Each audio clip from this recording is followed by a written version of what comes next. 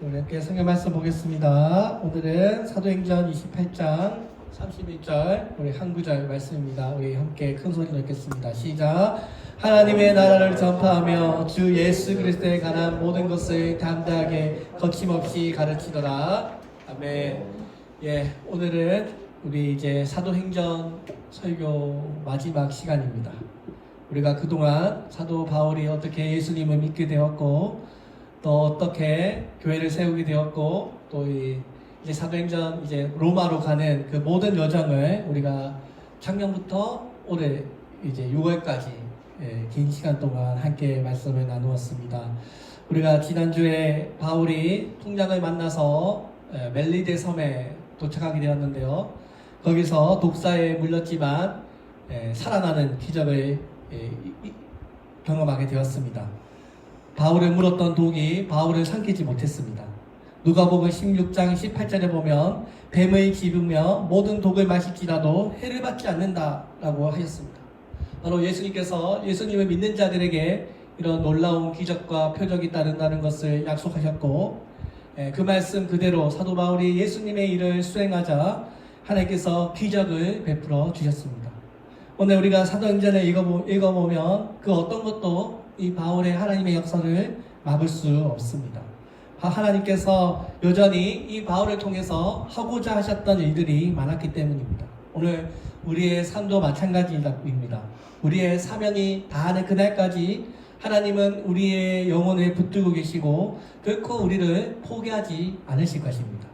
그래서 사도 바울이 그 멜리데 섬에서 사람들을 치료하고 그곳에서 복음을 전했습니다. 바울은 로마에 파견된 정치인으로서 그 섬에서 가장 높은 사람 버블리오라고 하는 사람을 만납니다. 그리고 그 섬에 있는 모든 사람들을 고쳐주고 그의 아버지를 고쳐줍니다. 그러자 사도 바울이 정말 하나님의 사람이라는 것을 알게 되고 그곳에 복음이 전파되게 됩니다. 지금까지도 그 멜리데 섬, 몰타 섬에는 예수님 믿는 사람들이 지금 90%나 이를 정도로 아주 뿌리 깊은 기독교의 역사를 이루게 되었습니다. 오늘 우리도 이 복음 전함의 소중함을 깨닫고 무슨 어려움이 있더라도 포기하지 말고 로마로 나아갔던 바울처럼 사명을 끝까지 이루는 우리 교회가 되기를 원합니다. 지금 바울이 로마로 가는 길도 무엇 때문입니까? 복음을 전해서입니다. 복음을 전하기 위해서 지금 로마로 가고 있습니다. 하나님께서 여러 가지 시련과 고난들이 많았지만 그런 변곡점마다 하나님께서 성령으로 바울을 지켜주셨고 구원받을 사람들을 붙여주셨습니다. 오늘 우리의 하나님은요, 모든 것이 합력하여 선을 이루시는 분이십니다. 바울이 버블리오뿐만 아니라 그 주변에 있는 모든 환자들을 다 고쳐주자 어떤 일이 일어납니까? 10절에 보니 후한예로 우리를 대접하고 떠날 때 우리 쓸 것을 배에 실었더라. 하나님께서 바울에게 모든 필요한 것을 다 공급해 주었다는 것입니다. 왜 누가가 이 말씀을 굳이 기록했을까요? 그냥 바울의 일행에게 후하게 대접하려고 했다고 그냥 기록한 것이 아닙니다. 이렇게 하나님께서 특별히 주의 일을 행하는 자들에게는 하나님의 이런 기적 같은 공급하심이 있다는 것을 누가가 기록한 것입니다. 오늘 이 말씀이 오늘날 우리 교회에게도 그대로 역사하고 있습니다. 주님을 섬겼더니 하나님께서 LH10도 주시고 우리 교회 상가 교회도 주시고 또 하나님 섬겼더니 다은이, 다니엘, 아들딸도 주셨습니다. 제가 특별히 잘한 건 하나도 없고요. 하나님 잘 섬겼더니 하나님께서 우리 둘째나 낳게 해주시고 지금 다니엘 제가 우리 집 근처에 유치원 보내고 있는데요. 저 교육비 하나도 안 냅니다. 하나님이 다 내주십니다. 할렐루야. 지금 제가 내는 거 하나도 없이 아기 기저귀 값도요. 나라에서 다 내주십니다. 하나님께서 다 내주십니다. 그래서 여러분 제가 왜 이 말씀을 드리냐면 하나님을 잘 섬기면 이렇게 놀라운 기적이 일어난다는 것입니다. 하나님이 해주신다는 것입니다. 복음만 잘 전할 수 있도록 하나님께서 다른 거 신경 쓰지 말고 교회 잘 섬기고 복음 전하는 일에 최선을 다하라고 하나님이 도와주고 계십니다. 오늘 하나님께서 바울에게 주셨던 사명 무엇입니까? 이방인들과 이스라엘 자손들에게 복음을 전하라. 복음을 전하는 하나님의 그릇이 되라고 하나님께서 바울에게 말씀하셨습니다. 그래서 바울이 이제 이 로마에 도착하게 되는데요. 그곳에서도 군인들의 배려를 받게 됩니다. 시위대 근처에 바울이 머물 수 있는 집을 임대하여 따로 거할 수 있도록 허락해 주었습니다. 그리고 항상 바울이 함께 있으면서 군인들이 바울을 지켜주었습니다. 여행 중에서 바울이 한 역할에 대한 보상이었습니다. 바울은 제수의 신분으로 로마에 들어갔지만 로마 공직자들은 오히려 바울에게 대하여 관대했습니다. 바울은 지금 감옥이나 군대 징역에 수감된 상태가 아닙니다. 그들은 바울이 별도로 구별된 공간, 셋집, 우리나라 말하면 렌트, 셋집에 자유롭게 생활하면서 복음을 전할 수 있도록 배려해 준 것입니다. 그래서 사도 바울은 2년 동안이나 그 자기 집에서 연금 상태로 구속이 됩니다. 그런데 여러분, 헛된 시간인 것 같죠? 그런데 바울은 이곳에서 뭘 합니까? 편지를 씁니다. 우리가 잘 알고 있는 옥중서신, 여러분 잘 아시죠? 에베소서, 빌립보서, 골로새서, 빌레몬서, 에필골몬, 이 4가지의 편지를 쓰게 됩니다. 바울이 몸으로는 제사슬로 메인바 되었지만 그는 갇힌 그곳에서도 하나님께서 바울을 통해서 역사하고자 하는 그 구원의 손길은 멈추지 않았습니다. 빌립보서 1장 20절에서 사도 바울은 이렇게 말합니다. 나의 간절한 기대와 소망을 따라 아무 일에 있든지 부끄러워하지 아니하고 지금도 전과 같이 온전히 담대하여 살든지 죽든지 내 몸에서 그리스도가 존귀하게 되려 하나니 이는 내가 사는 것이 그리스도니 죽는 것도 유익함이라. 사도 바울이 지금 이 갇힌 상태에서 편지를 쓰는데요. 이 편지가 오늘날 우리가 읽고 있는 이 바로 이 바울의 13편의 편지들이 되고요. 그리고 기독교가 그냥 소아시아 지역, 그냥 예루살렘에만 머무는 그런 지역의 교회가 아니라 전 세계로 확장하게 되는 오늘날 기독교의 기틀을 마련하게 된 것입니다. 사도행전 28장 20절에서 이러므로 너희를 보고 함께 이야기하자고 청하였으니 이스라엘의 소망으로 말미암아 내가 이 죄 사슬에 메인 바 되었노라. 여기 사도 바울이 지금 뭐라고 말합니까? 이 제사슬에 메인바 되었다. 그러나 이 제사슬이 바울의 사명마저 결박하지 못했습니다. 바울이 바로 이 예수 그리스도, 이 복음의 주인공, 이 구약의 모든 예언을 성취하신 예수 그리스도를 위하여 받는 나의 이 고난, 내가 지금 죄수의 몸으로 내 몸이 제사슬에 묶이게 되었지만 나는 이것을 부끄러워하지 않고 도리어 이것을 자랑한다고 말합니다. 왜 그렇습니까? 하나님께서 나를 통해서 부어주신 하나님의 은혜를 바울이 기억하고 있기 때문입니다. 사도 바울이 여러분 생각해 보세요. 제사슬로 몸이 묶였다 생각해 보세요. 신체를 한탕하며 원망할 수 있습니다.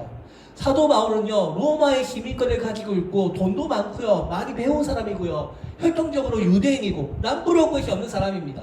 얼마든지 출세할 수 있는 사람인데 그 모든 것을 다 포기했습니다. 왜 그래요? 예수 그리스도를 위해서. 자신의 삶을 분노하고 하나님을 위로할 수 있습니다. 저절하고 낭망할 수 있습니다. 바울은 그런 몸이 매여있는 제사슬로 메인 그 상태에서도 하나님께서 나를 통해서 이루고자 하는 그 하나님의 역사심을 믿었습니다. 바울은 제사슬에 묶인 것이 아니라 복음을 위하여 자기 스스로 예수님께 묶인 것입니다. 로마서 6장 17절 18절에 보면 바울이 이렇게 말씀합니다. 하나님께 감사리로다. 내가 본래 제 종이더니 너희에게 전하여 준 바 교훈의 본을 마음으로 순종하여 죄로부터 해방되어 의에게 종이 되었느니라. 여러분 뭐라고요? 내가 예수님 알기 전에는 누구의 종이었다고요? 제 종이었답니다. 근데 이제 예수님을 믿고 나서 누구의 종이 되었다고 합니까? 의의 종이 되었다고 합니다. 내가 스스로 하나님의 의를 이루기 위해서 내 스스로 의로움을 행하기 위해서 스스로 묶였다는 것입니다. 우리가 지난주에 말씀 나누었는데요. 사람들이 불편하다는 이유로, 귀찮다는 이유로 편한 것만 추구하는 편의주의 세상, 우리가 지금 살아가고 있지 않습니까? 결국 편의주의를 추구하는 그 몇 사람들 때문에 풍랑을 만나게 되었습니다. 편안함을 찾는 이런 편의주의, 우리가 신앙생활뿐만 아니더라도 우리 인생을 불행하게 만드는 것입니다. 신앙생활은 우리가 절대 편하게 할 수 없습니다. 우리는 우리 스스로 신앙생활을 한다는 것은 여러분 뭡니까? 내 스스로 묶는 것입니다. 자신을 묶는 것입니다. 어디에요? 하나님 말씀에, 하나님의 여러 가지 신앙 경통에, 예배 모임에 우리의 자신을 묻는 것입니다. 약속을 뒤로 미루고요. 무슨 일이 있더라도 주의를 지키고요. 또 우리가 주의 성수하고 예배 참석하고 하나님께 11조를 드리고 기도 생활하고 이 모든 것이 뭡니까? 우리 스스로 자신을 묻는 것입니다. 여러분, 부모들은 자녀들을 위해서 스스로 뭐가 됩니까? 스스로 종이 됩니다. 그죠? 손과 발이 되어주면서 아기를 키웁니다. 그런데 그렇다고 해서 내가 비참하다고, 그렇다고 해서 우리가 절망하는 부모는 단 한 명도 없습니다. 저도 목사가 되었기 때문에 많은 부분 매여 있습니다. 새벽에 일찍 일어나서 새벽 기도해야 되고요. 또 성경 공부 열심히 해야 되고요. 매일매일 설교 준비해야 되고요. 또 여러 가지 나쁜 일을 하면 안 되잖아요. 그러니까 제 스스로 제약하는 일들이 되게 많습니다. 왜 그렇습니까? 내 스스로 잘 묶여 있어야 제가 사람들에게 모범이 되고 또 나쁜 일에 빠지지 않아야 하나님의 의의 종이라고 불리기 때문입니다. 교회에 다니고 무엇인가 주를 봉사하겠다고 마음을 먹는 것은요, 스스로 자기 자신을 매이는 것입니다. 여러분, 그런데 여러분 생각해 보세요. 우리가 신앙생활 하는데요, 어떻게 맨날 자유롭고 맨날 행복할 수만 있겠습니까? 가끔은 우리가 교회 생활하면 편하지도 않고 또 교회 상황이 좋아지지도 않고 뭐 그런 상황들이 많이 일어납니다. 어떻게 내가 신앙생활 하는데 매일매일 행복하고 매일매일 성령 충만하고 매일매일 교회 상황이 좋기만 하겠습니까? 여러분, 그러면 만약 그렇다면 여러분, 내가 좋은 때만 하나님을 섬기겠다고 하면 상황이 좋지 않으면 주님을 안 섬기겠습니까? 오늘 내가 의의 종이 되었다는 것은, 스스로 메인바 되었다는 것은 내가 어떤 올바른 일을 행하기 위해서 스스로 묶여있다는 것입니다. 사랑하는 여러분, 여러분을 얽매이고 있는 죄사슬은 무엇입니까? 바울은 지금 내가 죄사슬에 매였어도 하나님을 향한 소명을 포기하지 않습니다. 죄사슬에 묶인 바울은 환경을 극복하고 이 환경을 오히려 승리로 바꾸었습니다. 예수 믿는 우리 성도들도 지금 상황이 어렵다고 해서, 힘들다고 해서 여러분, 주의 사명을 포기하면 안 됩니다. 우리가 고난에 초점을 맞추기보다 그 고난 너머에 있는 하나님과의 약속을 믿으시기를 바랍니다. 원치 않는 죄사슬이 도리어 어떻게 됩니까? 여러분을 더 강건하게 만들고요, 여러분을 더 승리하게 하는 은혜의 통로가 될 줄로 믿습니다. 바울이 비록 죄사슬에 묶였지만 뭘 쓰게 됐어요? 성경을 쓰게 되었지 않습니까? 이 성경을 통해서 더 많은 영혼들이 예수님을 만나게 되지 않았습니까? 빌립보서 1장 12절과 14절에서 바울은 그래서 내가 당한 이 일이 복음의 진보가 되었다고 말했습니다. 여러분, 지금 현실에 보면 바울은 불행한 사람이에요. 몸이 제사슬에 묶여있고 나가지도 못하고, 그러나 오히려 이 일을 통해서 복음이 더 많이 전파되었으니 나는 더 하나님을 찬양한다고 말합니다. 사랑하는 여러분, 오늘 사도 바울이 이렇게 제사슬의 메인 이유에 대해서 말했습니다. 왜 그렇습니까? 이스라엘의 소망 때문이라고 말합니다. 이스라엘의 소망이 무엇입니까? 예수 그리스도. 이스라엘의 소망은 바로 죽음에서 부활하신 예수님이십니다. 바울은 어떻게든 자신에게 찾아온 유대인들에게 예수의 복음을 전하려고 힘을 썼습니다. 구약 성경에 읽어보면 이 이스라엘 백성들, 여러분 구약 역사 잘 아시죠? 이 구약의 역사들은 하나님의 선택받은 이스라엘 백성들, 아브라함의 후손들이 하나님의 이스라엘로 불리게 되고 하나님의 민족으로 묘사가 됩니다. 구약의 많은 선지자들이, 이스라엘 백성들이 하나님께 불순종해서 나라가 멸망하게 되죠. 나라가 두 쪽으로 갈리게 되고, 남유다 북이스라엘 두 쪽으로 갈리게 되고, 결국 나라가 바벨론과 아수르에 멸망이 되게 됩니다. 그래서 여러분, 뿔뿔이 흩어졌던 디아스포라 유대인들의 꿈이 뭐겠습니까? 나라가 회복되는 거죠. 영토가 회복되는 거죠. 그래서 다윗 왕국, 우리가 그때 아주 잘 나갔던, 그 다윗이 통치했던 가장 강력했던 그 시절, 다윗의 통치, 그 다윗의 왕국이 다시 회복되기를 바라는 것이 유대인들의 소망이었습니다. 유대인들은 지금도 이스라엘 역사상 가장 강력했던, 무너지지 않았던 그 다윗 왕국의 회복이 자신들의 꿈이었고요. 그래서 잃어버린 그 옛 영토를 다시 회복하자는 것이 그들의 소망이었습니다. 그런데 바울에 있어서 이스라엘 소망은 그 유대인들의 소망이 아닙니다. 바울의 소망은 뭐예요? 바울은 그러한 단순히 유대인들의 회복, 그러한 어떤 민족적인 회복과 정치적인 동집이 아닙니다. 사도 바울에 있어서 이 이스라엘의 회복은 우리가 바로 믿고 있는 유대인의 민족의 회복을 넘어서 모든 이방인들이 다시 예수님께로 돌아오는 하나님의 구원이 확장되어 나아가는 것을 말하는 것입니다. 구약의 많은 선지자들이 꿈꿨던 그 메시아의 나라가 바로 예수 그리스도를 통해서 이루어졌고, 그를 믿는 자들은 유대인이나 이방인이나 상관없이, 남자나 여자나 뭐 귀한자나 부한자나 상관없이 누구든지 하나님의 자녀가 될 수 있는 그런 놀라운 하나님의 은혜가 지금 이 시대에 부어지고 있다. 이것이 바로 이스라엘의 진짜 소망이다 라는 것을 유대인들에게 전했던 것입니다. 바울의 소망은 바로 모든 사람들이 다 예수 믿고 천국에 가는 것입니다. 그래서 소망이 하나님께, 예수님께 있다는 것입니다. 그 예수님 때문에 그 소망을 이루고자 내가 지금 이렇게 메인바 되었고, 이것마저도 내가 기뻐한다고 말합니다. 바울이 로마에 갇힌 자가 되었지만 사도 바울로서 충실하게 복음을 감당하고 있습니다. 오늘 여러분, 우리도 마찬가지로 우리가 갇힌 자들에게 소망을 얻게 하는 것이 하나님의 뜻이고요, 오늘 우리의 사명인 줄로 믿습니다. 오늘 유대인들이 어떻게 반응합니까? 24절에서 그 말을 믿는 사람도 있고 믿지 않는 사람도 있어. 바울이 말씀을 전했는데 그 중에 믿는 사람도 있고 믿지 않는 사람도 있다고 했습니다. 근데 아마도 믿지 않는 사람들이 더 많았을 것입니다. 바울은 많은 사람들이 자기의 복음을, 예수의 복음을 읽기를 원했지만 그것을 그렇다고 하지 않았다고 해서 그것을 이상하게 생각하지 않습니다.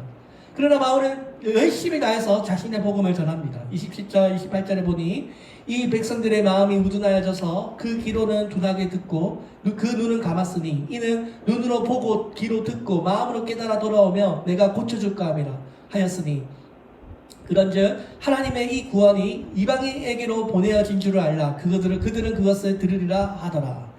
여러분, 유대인들이 결국 예수의 복음을 거부해서 누가 돌아오게 됩니까? 우리와 같은 이방인들이 하나님께로 돌아오게 되었습니다. 바울은 자신의 복음을 거부하고 있는 그 유대인들이 결국은 그 복음이 돌고 돌아서 이방인에게로 복음을 전하라고 하는 하나님의 신호로 있습니다.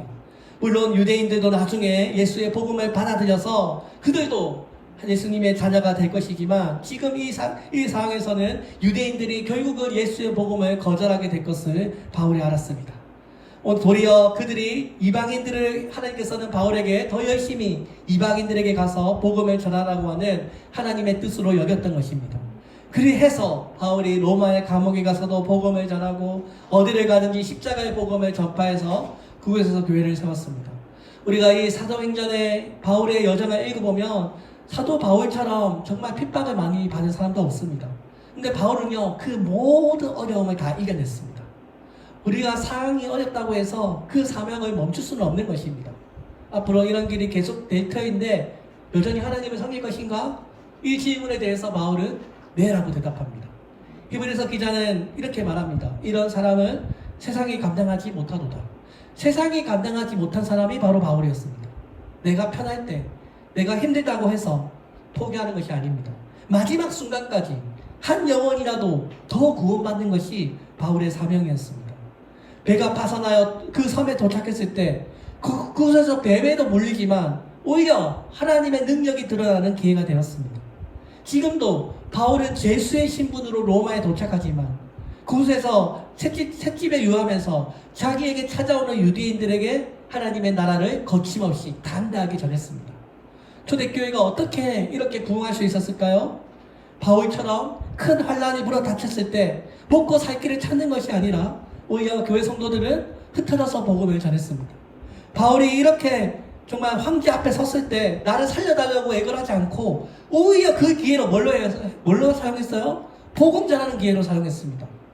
제가 아는 목사님 중에 그 천사를 만난 목사님이 있는데요. 제가 옛날에 그 기적교회 세미나 많이 다니다가 제가 기억에 남는 그 목사님 한 분 계신데, 그 목사님이 그 기도하는데 천사를 만났대요. 그 천사가 어떤 돌판을 보여주는데 자기 이름이 없대요. 자기 이름이 안 새겨져 있대요. 그래서 왜 내 이름이 없습니까? 나 예수님 믿는데 왜 내 이름이 적혀져 있지 않습니까? 라고 묻자 천사가 이 돌판에 이름이 새겨질 때까지 열심히 복음을 전하라고 이렇게 말을 했대요. 그 꿈을 꾸고 난 다음에 그 목사님이 가는 곳마다 복음을 전했대요. 가는 곳마다 예수님 믿으세요 라고 이렇게 복음을 전하는데, 결혼식 주례를 맡으셨는데, 여러분 주례식 주례사에 주례사 할 때 예수님, 신랑 신부 예수님 믿습니까? 안 믿습니까? 안 믿습니까? 그 자리에서 영접 기도를 시켰대요.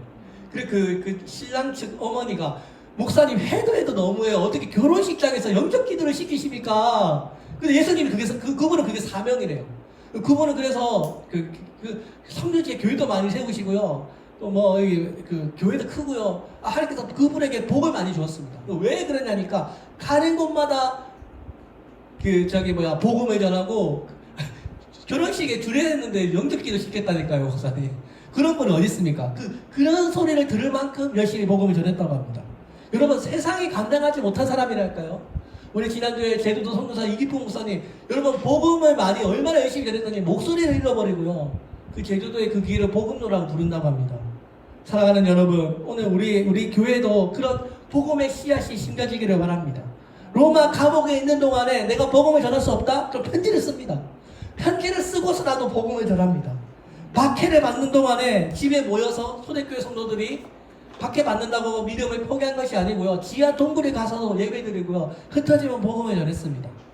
핍박은 있지만 반드시 그 열매가 맺힙니다. 그래서 오늘 우리 사도행전이 우리에게 하고자 하는 말이 무엇입니까?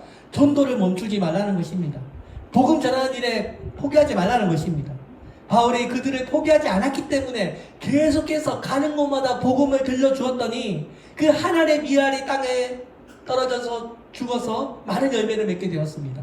오늘 우리가 바울처럼 사방으로 우겨뜨림을 당하고 답답한 일을 당하고 핍박을 당하고 구부리뜸을 당한다고 할지라도 하나님은 우리가 생각하지 못한 방법으로 예수님의 생명을 나타낼 것입니다. 우리가 흘린 땀의 열매를 보면 감사하지만 또 못 보아도 감사합니다. 왜냐하면 우리가 못 본 것은 다른 사람이 보면 되는 것입니다. 제가 예전에 여기 우리 교회 앞에서 전도하는데요. 어떤 휠체어 타신 어떤 권사님을 만났습니다. 근데 그 권사님 원래 우리 교회 나오기로 하셨어요. 근데 우리 교회 입구를 못 찾아가지고 다른 교회를 가셨대요. 그래서 제가 2번 만났었는데 그래도 괜찮습니다. 우리 교회 오면 더 좋죠. 근데 우리 교회 못 찾아가지고 우리 교회보다 더 열악한 개척교회를 다닌다고 하시는데요. 우리가 열매를 못 맺었다 할지라도 그래도 다른 사람이 그 열매를 거두면 그것도 하나님께 영광이라고 생각합니다. 누가 거두지 간에 어찌됐든 예수 믿는 구원이 일어나면 감사하면서 하나님을 찬양하는 것입니다. 내가 열심히 전하면 전할수록 더 많은 사람이 생명을 얻게 될 것입니다. 오늘 이 예배 시간에 여러분, 내가 은혜를 받았으면 이 은혜를 다른 사람에게 더 열심히 전해야 진짜 은혜 받은 사람이라고 믿습니다. 이제 우리가 개척교회를 시작했으니 이 교회를 어떻게든 잘 세워나가는 것이 우리의 사명인 줄로 믿습니다. 하나님께서 왜 교회에게 사명을 주십니까? 그냥 예수 믿고 바로 천당 보내면 되는데 왜 우리를 이 땅에 남겨두셨습니까? 아직도 우리 주변에 예수님 믿지 않는 사람들이 너무나 많기 때문입니다. 그래서 사도 바울은 하나님의 나라를 자기가 발견했지만 이것을 전하지 않으면 내가 하나님께 화가 임할 것이라고 생각하면서 열심을 다해서 복음을 전했습니다. 오늘 우리도요, 예수님께 은혜를 받은 우리들이 그냥 하나님 나라의 구경꾼으로 머물지 않기를 원합니다. 바울을 죽이려고 달려드는 그 사람도, 높은 자리에 앉은 그 권력자들도, 유라굴라의 그 강풍도 바울의 복음을 막을 수가 없었다는 것을 사도행전이 기록하고 있습니다. 로마에 가서는 죄수로 쇠사슬로 묶여있는 죄수의 신분이었지만 하나님께서는 그런 환경 속에서도 복음을 전할 수 있도록 허락해 주셨습니다. 오늘 하나님께서 이 일을 위해서 바울을 부르신 것처럼 오늘 여러분들, 저와 여러분들도 이 일을 위해서 부르신 줄로 믿습니다. 우리가 어려움 앞에 그냥 좌절하기보다 하나님께서 열어주시는 기회라는 것을 믿고 우리의 직분을 잘 감당하기를 원합니다. 우리가 그동안 이 사도행전을 살펴보면서 사도 바울과 성도들에게 하나님께서 얼마나 큰 성령의 능력을 부어주셨고 또 초대교회가 어떻게 예배를 하고 어떻게 교회가 세워졌는가를 우리가 함께 나누었습니다. 근데 우리가 이 사도행전을 읽어보면 이 대부분의 이 교회 성도들은요, 평민들이나 노예들이나 천민과 같이 세상적으로 볼 때는 별 기대도 별로 신경 쓰이지도 않는 그 미미한 사람들이 결국 이 교회를 세웠습니다.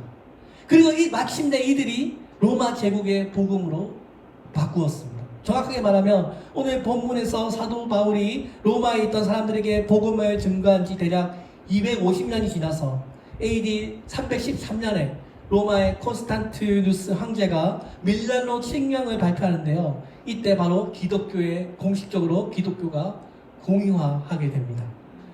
그동안 예수 믿는 자들을 핍박하던 이 로마 제국에서 오히려 이제 예수님의 복음을 받아들이고 기독교를 인정하는 역사가 일어나게 됩니다. 사랑하는 여러분, 오늘 이렇게 핍박받았던 역사가 이제 기독교가 이제 하나님의 말씀으로 로마 제국은 오히려 뒤덮습니다. 오늘 우리가 믿는 이 초대교회의 영웅들, 순교자들, 수많은 기록들과 간증들을 이 성경이 기록하고 있습니다. 오늘 마지막에 이 바울이 어떤 판결이 내려졌는가 말씀하고 있지 않습니다. 바울의 순교 장면도 사도 바울이 기록하고 있지 않습니다. 사도 바울은 그냥 사도 바울이 앞으로 어떻게 되었는지, 로마에 도착했는지 해서 또 스페인을 갔는지 안 갔는지 이 사도행전이 말하고 있지 않습니다. 마치 이 사도행전 31절만 읽어보면 이 사도행전의 이야기가 계속되는 것처럼 보입니다. 오늘 이 사도행전은요, 여러분 28장 31절에서 끝난 책이 아닙니다. 아직도 마지막 스토리가 남아있습니다. 이 마지막 스토리는요, 바울이 쓰는 것이 아니라 우리가 쓰는 것입니다. 이 남아있는 이 빈칸들은요, 여러분 우리 도시성교교회가 쓸 것입니다. 예수님을 믿는 순간에 우리 모든 성도들이 다 바울과 같은 동일한 사명, 복음을 증거하는 사명을 가지고 있습니다. 오늘 우리 교회가 바울처럼 사도행전의 이 나머지 이야기를 써내려가야 될 줄 믿습니다. 오늘 사도행전에 임하셨던 놀라운 성령의 역사가 오늘날 우리들에게 동일하게 역사할 줄로 믿습니다. 오늘 고난 가운데서도 담대하게 거침없이 하나님의 복음을 전했던 바울처럼 여러분 가는 곳마다 복음을 전하시는 여러분 되시기를 주의 이름으로 축원드립니다. 아멘. 기도하겠습니다. 살아계신 하나님 아버지 감사합니다. 오늘 아버지 거의 1년 정도 시간을 내어서 이 사도행전의 마지막 31절 말씀까지 함께 나눴습니다. 그러나 이 사도행전은 이 31장 10절이 마지막이 아니라 나머지 남겨져 있는 부분은 우리가 전도해서 우리가 쓸 것입니다.